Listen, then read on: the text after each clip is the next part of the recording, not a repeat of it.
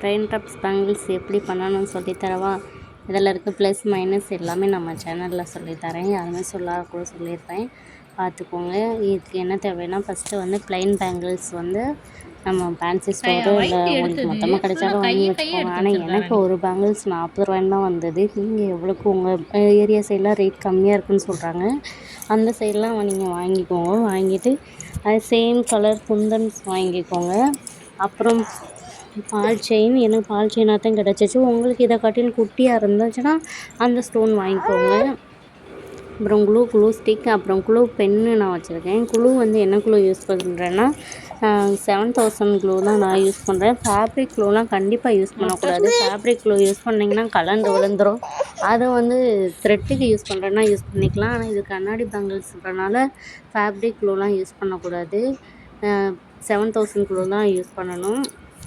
க்ளூவை வரிசையாக நல்லா ஸ்டிக்காக நீட்டாக வந்து பேங்கிள்ஸில் அப்ளை பண்ணிக்கணும். நீட்டாக அப்ளை பண்ணுங்கள். ஒரு அவசரம் இல்லை, பொறுமையாக நீட்டாக உங்களுக்கு எது கம்ஃபர்டபுளாக இருக்கோ அந்த மாதிரி வச்சு அப்ளை பண்ணிக்கோங்க.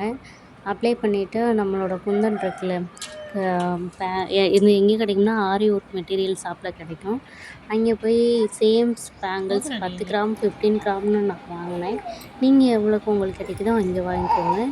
வாங்கி சேமாக அப்ளை பண்ணிட்டோம்னா இப்படி தான் கிடைக்கும். இதை வந்து 3 or 4 days காய வைக்கணும். ஃபஸ்ட்டு காய வச்சுட்டு தான் பண்ணணும். நான் காய வச்சுட்டு தான் உங்கள்கிட்ட காட்டுறேன். நீங்கள் அதுக்குள்ளே பண்ணிடக்கூடாது. பண்ணனா அம்புட்டும் கலட்டுக்கிட்டு வந்துடும், பிடிக்கிட்டு வந்துடும், நம்மளுக்கு கஷ்டமாக இருக்கும்.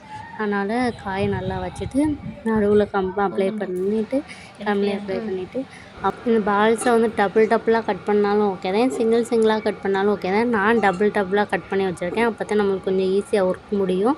பார்க்கவே ரொம்ப டிஃப்ரெண்ட்டாலாம் இருக்குது, அழகாக தான் தெரியும். நீங்கள் டபுளாக கட் பண்ணுறாலும் சரி, சிங்கிளாக கட் பண்ணாலும் சரி, அது இந்த ஸ்டிக் பென் வச்சு அழகாக வரிசையாக நீட்டாக ஒட்டி வச்சா அழகாக நின்றுக்கிறோம்.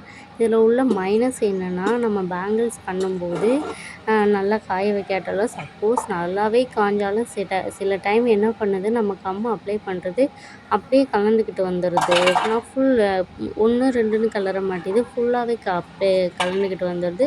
அது போக தண்ணியில் போட்டோம்னாலும் கலண்டுறது, தண்ணியில் யூஸ் பண்ணவே முடியாத அளவுக்கு இருக்குது. இதுதான் ஒரிஜினல் ரெயின் ட்ராப்ஸ்க்கும் டூப்ளிகேட் ரெயின் ட்ராப்ஸ்க்கும் உள்ள வித்தியாசம். ஆனால் ஒரிஜினல் ரெயின் ட்ராப்ஸை காட்டிலும் டூப்ளிகேட் ரெயின் ட்ராப்ஸ் அழகாக தான் இருக்குது. இது ரொம்பவே அழகாக இருக்குது அதை கம்பேர் பண்ணும்போது. ஆனால் என்ன மைனஸ்னால் தண்ணியில் போட முடியதில்லை. அது போக நம்ம பத்திரமாவே வச்சுருந்தாலும் சில நாட்களில் வந்து கலண்டுக்கிட்டு வந்துடுது.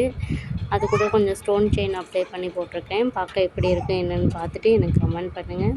நம்ம வீடியோ பிடிச்சிருந்ததுன்னா சப்ஸ்கிரைப் பண்ணிக்கோங்க, லைக் பண்ணுங்கள், ஷேர் பண்ணுங்கள். பாய்.